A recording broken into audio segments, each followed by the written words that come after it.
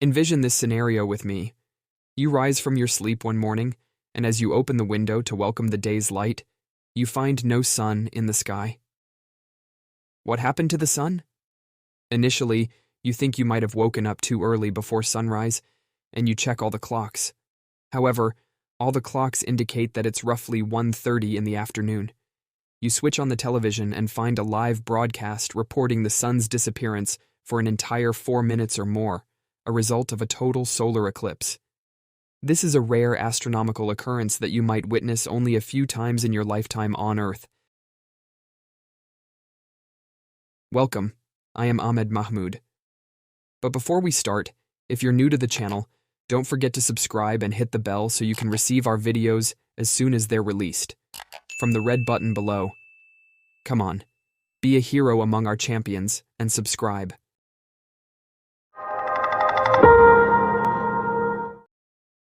To grasp the subject, we first need to comprehend what this much-discussed eclipse is.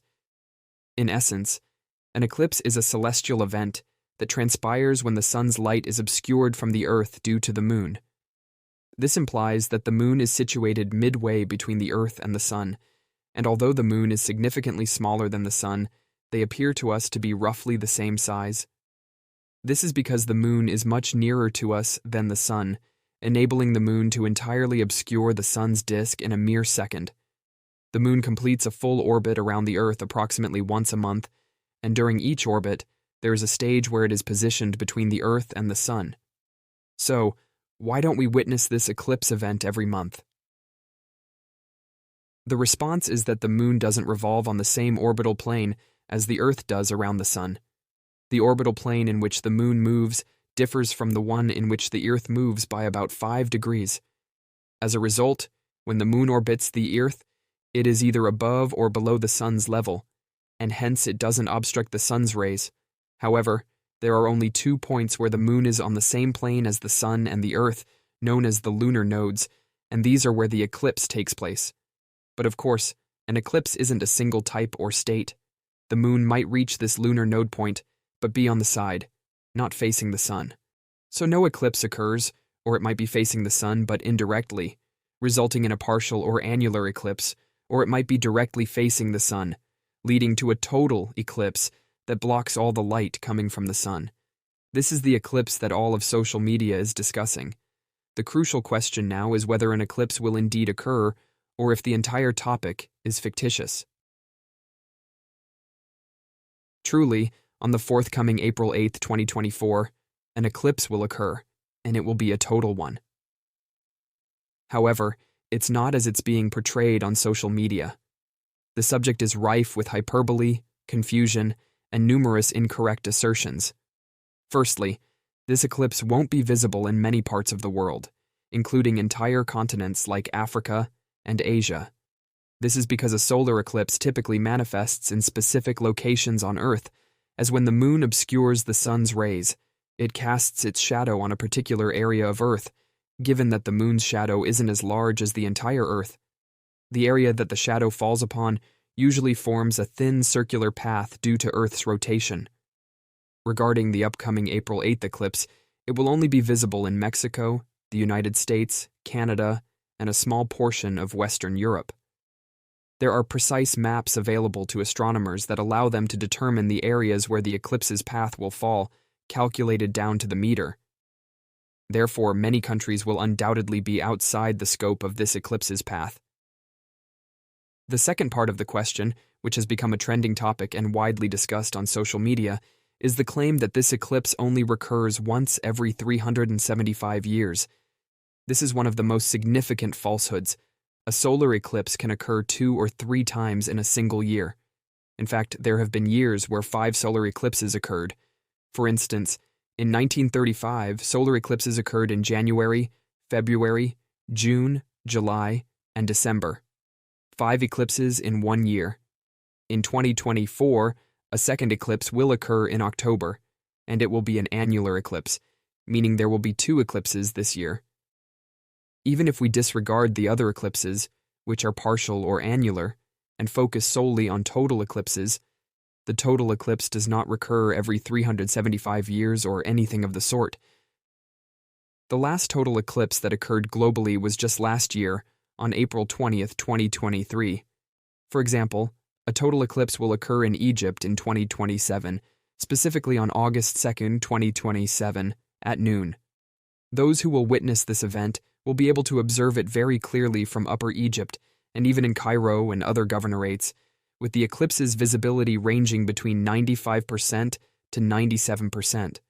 There is no truth to the claim that an eclipse only recurs every 375 years.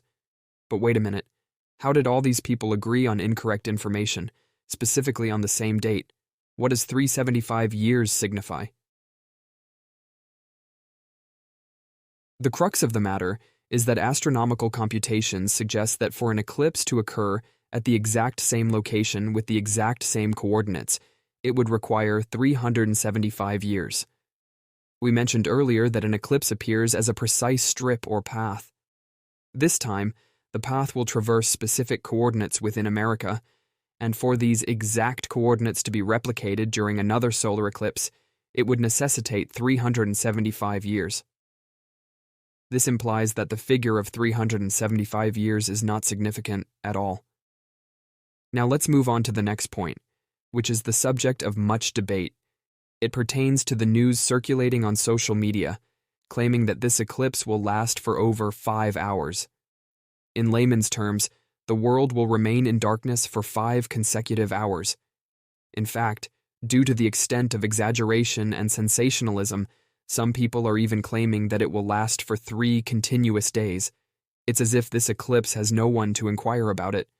And of course, these claims have no basis in reality. The overall duration of any eclipse typically ranges from a few seconds to a maximum of 7 minutes. The longest total eclipse of the 21st century occurred on July 22, 2009, and lasted for 6 minutes and 39 seconds. There are no 5 hours, nor 3 days, nor 60 years, nor any of such claims. The matter is either seconds or minutes. The reason they might have arrived at 5 hours could be due to a confusion between the duration of darkness caused by the eclipse and the duration of the eclipse's journey as it transitions from one country to another. For instance, the upcoming April 8th eclipse will have an average darkness duration of 4 minutes, but the eclipse itself will continue to transition from one location to another along the eclipse's path, a journey that will take 2 hours and 33 minutes. During this time, it will move from Mexico to America to the Atlantic Ocean to Europe. This doesn't imply that the world will remain dark throughout this entire duration in one place. In summary, the eclipse that everyone is talking about will not occur in many places around the world. It will not recur every 375 years as some people claim, and the world will not remain dark for 5 hours.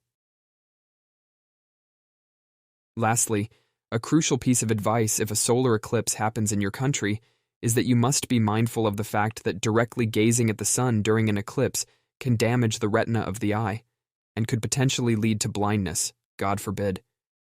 This is because during an eclipse, the visible light emitted from the sun is greatly reduced, and at the same time, harmful infrared and ultraviolet rays are emitted from the sun. It's worth noting that these rays are also emitted on regular days, but the difference is that on regular days, sunlight causes the eye's pupil to constrict significantly, causing discomfort if we look directly at it. However, during an eclipse, there is no visible light affecting the pupil, allowing us to look at the sun without any hindrance. And because it's dark during an eclipse, the pupils of the eye are fully dilated, allowing the eye to receive a large amount of harmful rays without us realizing it. Therefore, when observing the sun during an eclipse, it's essential to use appropriate eyewear that meets global health standards for such an event. That's it. We're done.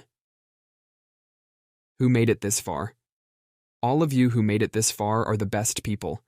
Please give us a like before you leave so we can know how many made it to the end.